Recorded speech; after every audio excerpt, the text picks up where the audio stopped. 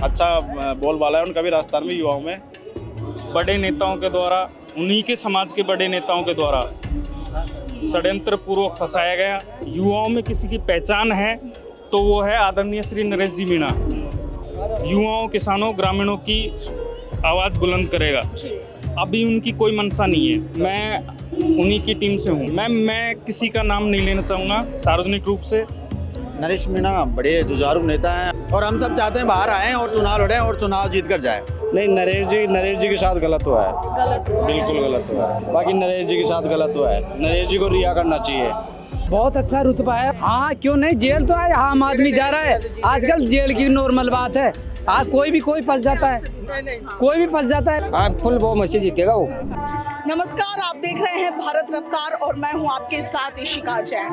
आज राजेश पायलट जो कि कांग्रेस के दिग्गज नेता रहे हैं, साथ में केंद्रीय मंत्री भी रहे हैं, आज उनकी 25वीं पुण्यतिथि है और इस अवसर पर दौसा में सचिन पायलट ने श्रद्धांजलि सभा का आयोजन किया है, जिसमें दौसा से ही नहीं बल्कि पूरे राजस्थान के अलग अलग हिस्सों से लोग यहाँ पर पहुंचे हैं।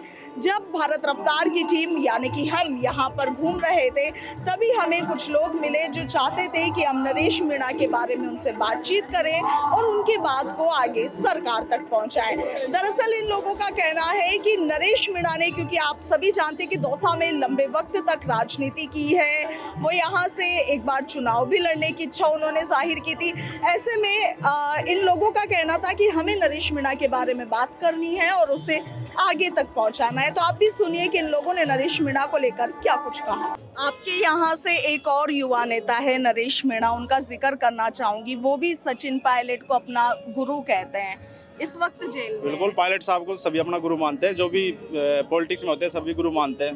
अब नरेश मीणा जी एक अच्छे राजनेता हैं, परंतु मैं कांग्रेस संगठन से हूँ तो मैं बात नहीं कर सकता उनकी, लेकिन वो भी एक क्रांतिकारी युवा नेता है। अच्छा बोलबाला है उनका भी राजस्थान में युवाओं में। लेकिन पायलट साहब का जो क्रेज है वो शायद किसी के लेवल में नहीं है। जी, दौसा से ही आप भी? जी मैम। जी, तो आप तो पहचानते होंगे नरेश मीणा। जी बिल्कुल मैम, मैं नरेश मीणा जी को करीब से पहचानता हूँ और उनको षड्यंत्र पूर्वक बड़े नेताओं के द्वारा, उन्हीं के समाज के बड़े नेताओं के द्वारा षड्यंत्र पूर्वक फंसाया गया।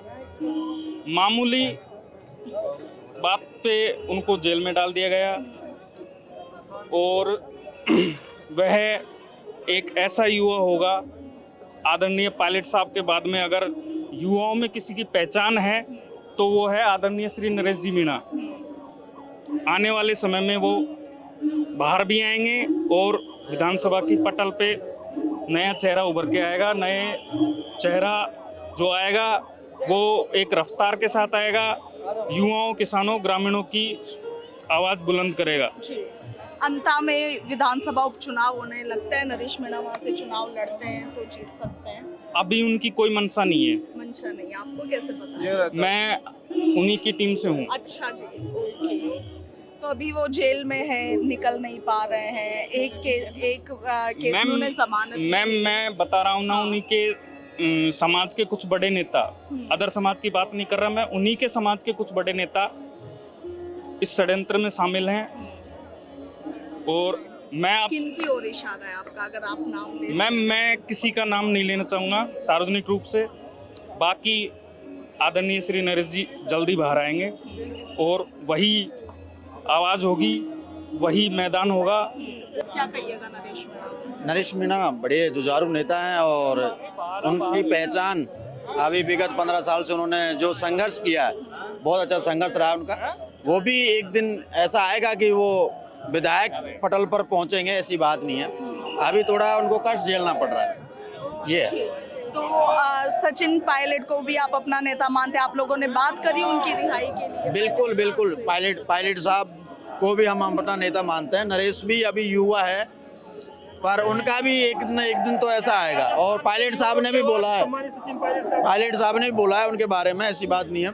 और हम सब चाहते हैं बाहर आएं और चुनाव लड़ें और चुनाव जीत कर जाएं। देवली उनियारा विधानसभा सीट के बारे में आपको पता होगा, नरेश मीणा एक युवा नेता है, वहाँ से सुना था नरेश जी। अभी भी जेल में है, क्या बिल्कुल है। कहिएगा?